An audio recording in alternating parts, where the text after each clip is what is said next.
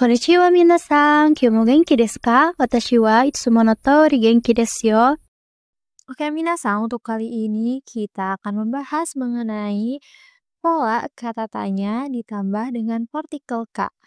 Konteks ini digunakan untuk menunjukkan sesuatu yang belum jelas atau ketidaktahuan, kebingungan, atau fakta yang belum pasti. Jika partikel ka diletakkan di belakang kata tanya, arti kata tanya tersebut diubah menjadi suatu. Misalnya, nani ka menunjukkan suatu benda atau juga bisa diartikan sebagai sesuatu. Doko ka menunjukkan suatu tempat. Dare ka menunjukkan seseorang.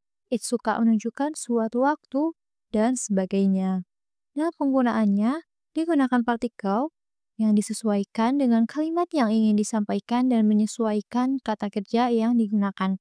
Contoh kalimatnya sebagai berikut. Nanika o tabetai, ingin makan sesuatu. Doko ka e ikimashita, telah pergi ke suatu tempat. Dareka ni au, bertemu seseorang. Untuk yang itsuka Tokyo ni ikitai desu, ingin pergi ke Tokyo suatu waktu. Nah, konteks ini juga bisa menjadi bagian dari kalimat lain yang lebih kompleks. Atau misalnya lebih menjelaskan keadaan dari kata benda yang ditunjukkan. Misalnya ini sesuatu ya, sesuatu yang seperti apa. Atau suatu tempat, tempat yang seperti apa. Atau seseorang, seseorang yang bagaimana.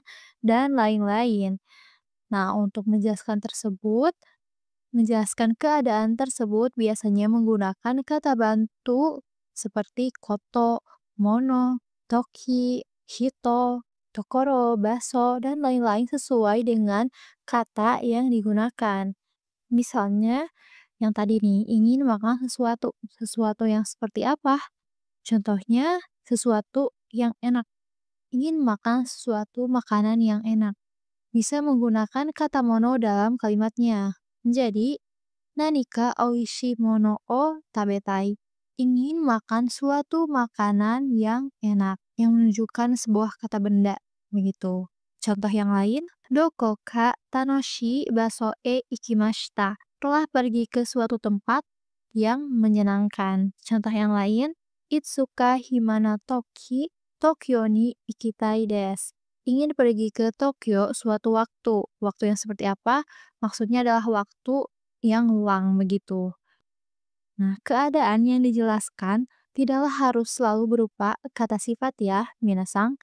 Untuk contoh-contoh yang sebelumnya itu menggunakan kata sifat ya, hima, tanoshi, oishi gitu. Nah, tidak hanya dengan kata sifat, namun juga bisa menggunakan kata kerja, kata benda, asalkan menggunakan bentuk biasa. Misalnya, contoh kalimatnya, Dareka chugokugo hanasu hito wa ikemasen ka? Adakah seseorang yang berbicara bahasa Cina? Itu menunjukkan bahwa adakah seseorang yang seperti apa? Seseorang yang bisa berbicara, itu ya bisa diartikan, yang bisa berbicara bahasa Cina. Contoh yang lain menggunakan kata benda, Doko ka suiseng no restoran wa arimasu ka? Adakah adakah restoran rekomendasi itu atau suatu restoran rekomendasi?